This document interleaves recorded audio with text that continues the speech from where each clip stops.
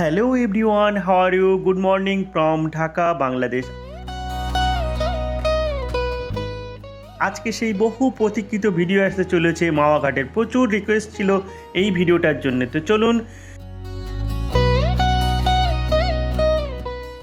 Skip না করে পুরো ভিডিওটা দেখবেন। আশা করি প্রত্যেকের ভীষণ ভালো লাগবে। তো চলুন দেরি না করে শুরু করা যাক। Welcome to my channel dream our life. Let's start another travel video with your host এনডি হাসিন।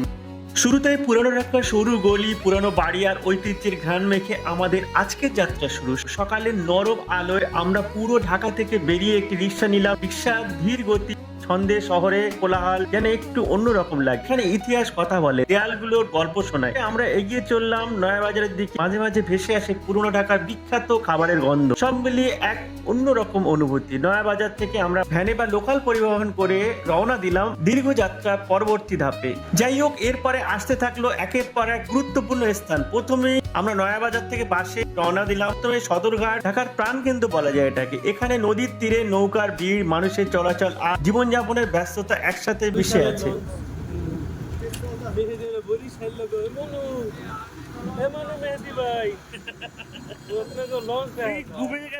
কি মালপত্র নাকি? লঞ্চ রেলে পাল কেটেছে, বালু নিয়ে আসছে, আর এবার ওপর যাওয়ার জন্য হচ্ছে ওই যে নৌকাগুলা। আমরা উঠলাম কোথা থেকে? ওটা নয়াবাজার। নয়াবাজার থেকে উঠে যাচ্ছি মাওয়া ঘাট। মোটামুটি 1 ঘন্টা লাগবে। আর এই জায়গাটার নাম সদরঘাট। ওই পাশটা সদরঘাট। আচ্ছা। সবগুলো যেখানে এটা হচ্ছে কেরানীগঞ্জ।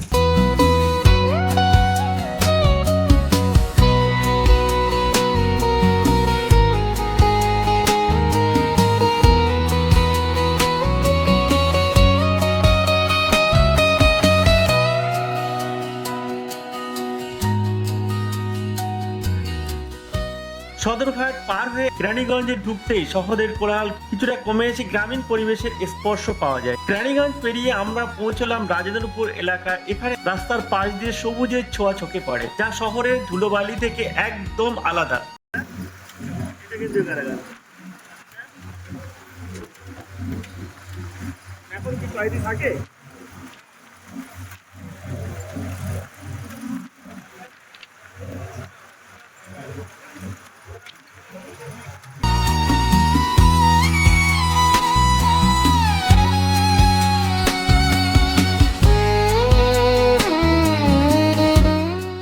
যাত্রা চলতেই থাকলো আর আমরা পৌঁছে গেলাম আব্দুল্লাহপুর বাজারে। এই বাজার এলাকার স্থানীয় মানুষের জীবনযাত্রা, তাদের কেনাকাটা আর সরলতা খুব কাছ থেকে দেখা যায়।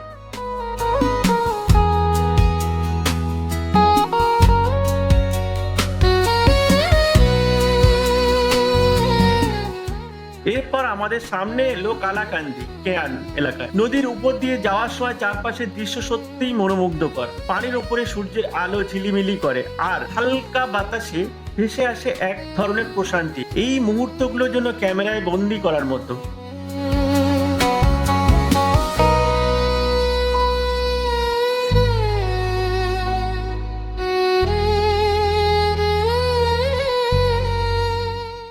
নদী পার হয়ে আমরা শ্রীনগরের দিকে এগিয়ে গেলাম। শ্রীনগর এলাকার প্রাকৃতিক সৌন্দর্য আরো বেশি চোখে পড়ে। সবুজ গাছপালা, খোলা আকাশ আর শান্ত পরিবেশ আমাদের যাত্রাকে আরো উপভোগ্য করে তোলে।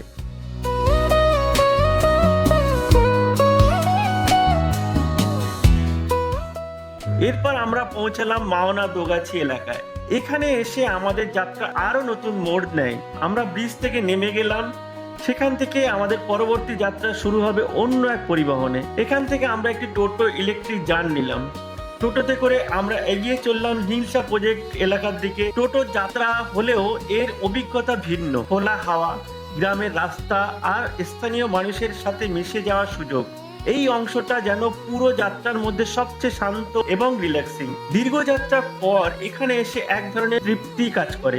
সুন্দর পরিবেশ, খোলা জায়গা আর সুস্বাদু খাবারের সুবাস আমাদের ক্লান্তি দূর করে। এখানে বসে আমরা পুরো যাত্রার স্মৃতিগুলো আবারও মনে করি। পুরান ঢাকার কোলাহল থেকে শুরু করে নদী, শান্ত জল, গ্রামের সবুজ প্রকৃতি সবকিছু যেন একসাথে মিলেমিশে এক অসাধারণ অভিজ্ঞতা তৈরি করেছে। ফাইনালি আমরা মাওয়াঘাটের রেস্টুরেন্টগুলোর একেবারে সামনে এসে পৌঁছে গেলাম। অনেক লোকজন এখানে আমাদের ডাকাডাকি করছিল, কিন্তু আমরা সিদ্ধান্ত নিয়েই রেখেছিলাম কুটুমবাড়িতে আজকে লাঞ্চ কমপ্লিট করব। অবশেষে আমরা পৌঁছলাম আমাদের গন্তব্য কুটুমবাড়ি হোটেল অ্যান্ড রেস্টুরেন্টে। কুটুমবাড়ি রূপালী রেস্টুরেন্ট। এখন সময় দুপুর 1:30। এই সময়টা এখানে একটু ফাঁকা ফাঁকাই থাকে, তো আমরা এখানে সমস্ত লাগেজ রেখে দিয়ে প্রথমে নামাজ কমপ্লিট করব। এই এলাকায় বিকেল গড়িয়ে যখন সন্ধ্যা নেমে আসবে তখন চারিদিকে লোকে লোকারণ্য হয়ে যাবে। সমস্ত লাগেজ নামিয়ে দিয়ে টোটোওয়ালাকে ছেড়ে দিলাম। প্রথমেই আমরা এখানকার যারা তত্ত্বাবধায়ক আছে তাদের সঙ্গে একটু কথা বলবো। এটা তুইনবার একটা পরিচিত।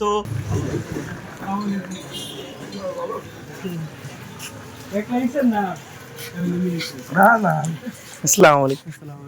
এমনি হচ্ছে হাসিম ভাই কলকাতা থেকে আর কি টুরিস্ট। দেশের বাড়ির কাছাকাছি এই রেস্টুরেন্টের মালিক। আপনার বাড়ি? আমার বাড়ি গোরক্ষা। আমাদের কি নাম? একসাথেই আমার নাম রফিকুল ইসলাম। রফিকুল ইসলাম।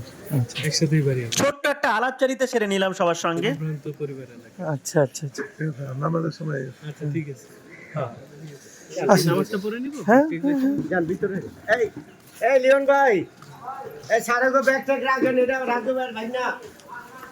এই রেস্টুরেন্টে সবাইকেই ভীষণ আপ্যায়ন করেন, আর এই রফিকুল ভাইয়ের নির্দেশ মতো আমাদেরকে সবাই একটু এক্সট্রা আপ্যায়ন করছিলেন। যাই হোক, ব্যাপারটা খুব ভালো লাগলো। এখানে আমরা লাগেজ টাগেজ সমস্ত কিছু রেখে দিয়ে তারপরে মাছ কিনে নেব। মাছ কেনা কমপ্লিট করে আমরা চলে যাব নামাজ পড়তে। তারপরে নামাজ পড়া কমপ্লিট করে এসে মাছ কাটা, ধোয়া, ভাজা সমস্ত কিছু আমরা দেখব এবং আপনাদের সঙ্গে শেয়ার করব।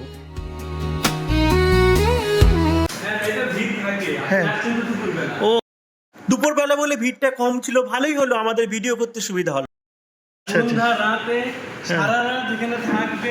এখানে বেশ কয়েকটা মাছ আমরা দেখেছিলাম, সবগুলোই ভালো লাগছিল এবং কোনটা ছেড়ে কোনটা নেব সেটাই ভাবছিলাম। অনেকক্ষণ চিন্তা ভাবনার পরে আমরা দেখলাম ডান হাতের যে মাছটা ছিল সেটা আমাদের সব থেকে ভালো লাগলো, সেটাকে আমরা চুজ করলাম আজকে লাঞ্চের জন্য। মাছটা এখানে কাটতে দিয়ে আমরা নামাজ পড়তে চলে গেলাম। তো ওই মামা আমাদের জন্য ওয়েট করছিল। আমরা আসার সঙ্গে সঙ্গেই এটা পরিষ্কার করতে শুরু করে দিল। একটা লাল পাত্রের উপরে রেখেছিল সমস্ত মাছগুলো, একটা একটা করে ধুয়ে পরিষ্কার করছিল খুব যত্ন সহকারে। সুন্দর করে ঘষে মেজে নিয়ে সামনে ট্যাপ থেকে আবারও কিছুটা পানি এখানে নিল। এই পানিতে উপর নিচে করে আরো সুন্দর করে নেড়ে চেড়ে পরিষ্কার করবে 2-3 বার। পানি হেলাই দিয়ে পরে যেরকম দেখা দিবে। কোন দিন বাড়াই যাবো? পরিষ্কার করার সমস্ত প্রক্রিয়া এবার কমপ্লিট। পরিষ্কার করে নিয়ে মাছগুলো এবারে টেবিলের দিকে রওনা দিল। ওখানে বেগুন কাটা আছে, সেগুলো হলুদ এবং নুন মাখিয়ে নেবে। যা কিছু করছিল সমস্তটাই আমাদের সামনেই করছিল, আপনারা দেখতেই পাচ্ছেন। এবার বেগুন আর মাছগুলোকে ভাজার পালা। ও আরেকটা জিনিস দেখানো হয়নি, 1/2 লিটারের একটা অরিজিনাল মাস্টার্ড অয়েল আমরা একটা কিনে দিয়েছিলাম, সেটা দিয়ে মাছ এবং বেগুন ভাজা শুরু হয়ে গেছে, আপনারা দেখতেই পাচ্ছেন। আমার হাতের কাছে আমি যে ভিডিও বানাইছি। তুমি যেরকম কইবা কইবা আমারে একবার। তেলের উপরে একটা একটা করে সমস্ত মাছগুলো ছেড়ে দেওয়া হচ্ছিল। বুঝতে পারছি না এতগুলো মাছ আমরা দুজন মিলে খেতে পারবো কিনা। এবারে তার চারিপাশে বেগুনগুলো ছেড়ে দিচ্ছিল, কড়াইতে তেল আছে তার উপরেই।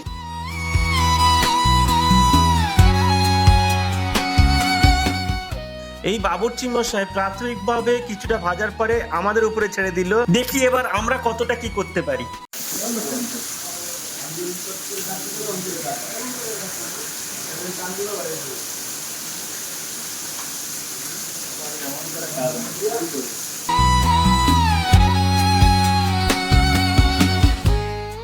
এইভাবে নিজে হাতে রান্না করে খাওয়ার কি যে মজা, আমি অনেক দেখেছি ইউটিউবে এই মাওয়াঘাটের ভিডিওতে।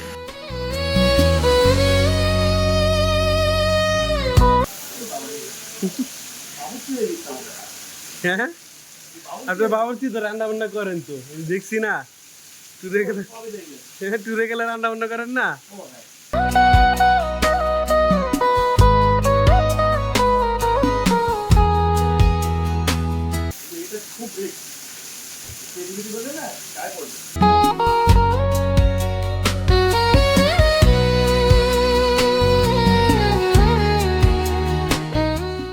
আমি অনেকক্ষণ ধরে নাড়া জেড়ে উল্টে পাল্টে দিলাম, তারপরে আবার তুইন ভাইকে ট্রান্সফার করলাম।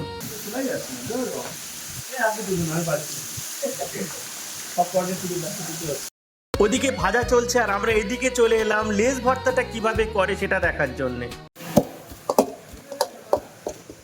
লেজটাকে প্রথমে ডাস্ট করে নিয়ে তারপরে যতগুলো মশলা আছে সমস্ত কিছু দেওয়া হবে ওই লেজ ভর্তার মধ্যে, এবং সেই সঙ্গে দেওয়া হবে একটু মাছের তেল। আগে হামালদিস্তি ব্যবহার হতো, এখন সেটা খুব একটা ব্যবহার হয় না। কিছুটা ভর্তা করে নেওয়ার পরে এইখানে যেসব মাছের কাঁটাগুলো আছে সেইগুলো আস্তে আস্তে বেছে নিয়ে সেগুলোকে রিমুভ করে ডাস্টবিনে ফেলে দিচ্ছে। কারণ এই ভর্তা খাওয়ার সময় যদি কাঁটাগুলো গলায় বেঁধে যায় সেটা ভীষণ মুশকিল। সূক্ষ্ম হাতে এই লেজগুলো থেকে কাঁটাগুলো রিমুভ করছে, দেখতেই পাচ্ছেন। কাঁটাগুলো আমরা খালি চোখে দেখতে পাচ্ছি না, কিন্তু উনি ভীষণ দক্ষতার সঙ্গে কাঁটাগুলো রিমুভ করছেন। সমস্ত কাঁটা রিমুভ করার পরে আরো একবার ভালো করে সেটা ডাস্ট করে নিয়ে সমস্ত মশলাগুলো মাখিয়ে নিল। সমস্ত মশলা মাখার পরে এই প্রসেসটা কমপ্লিট হয়।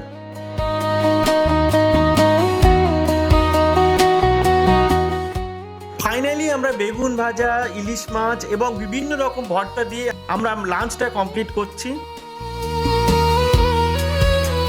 আমাদের মাওয়াঘাটে প্রোগ্রাম শেষ, এখন আমরা ঢাকার উদ্দেশ্যে রওনা দেবো, তারপরে যাবো ওখান থেকে চিটাগাং। ঠিক আছে, চলো।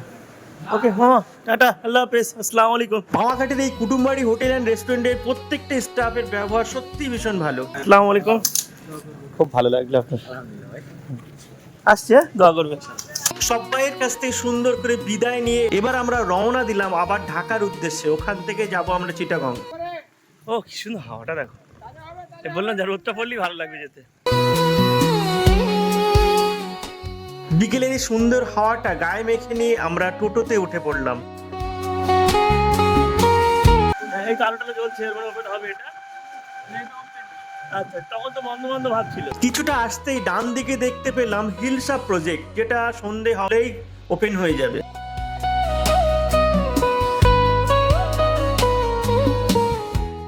হিলসা প্রজেক্ট ক্রস করেই আবার আমরা বাঁ দিকে টার্ন নিলাম। সেইখান থেকে আমরা সোজা বেরিয়ে যাব বাস স্ট্যান্ডের দিকে। ওই বাস স্ট্যান্ড থেকে বাস ধরে নিয়ে আমরা রওনা দেব ঢাকার উদ্দেশ্যে। তারপরে ওখানে গিয়ে সন্ধ্যায় একটু আমরা রেস্ট নিয়ে নামাজ কালাম কমপ্লিট করে ট্রেনে করে চলে যাব চিটাগাং এর উদ্দেশ্যে। সেই ভিডিওগুলো আরো অ্যাডভেঞ্চারাস হতে চলেছে, সুতরাং কেউ মিস করবেন না। এই পর্যন্ত যদি ভিডিওটা দেখে থাকেন আশা করি ভালো লাগছে। ভালো লাগলে অবশ্যই কমেন্ট বক্সে জানাবেন, আর আপনারা কি ধরনের ভিডিও দেখতে চান সেটাও অবশ্যই জানাবেন। আর একটা অপশন আছে এখন, একটু কষ্ট করে হাইপটাও করে দেবেন। So stay tune, tata, take care, bye bye, be positive vibe from কেটিউন।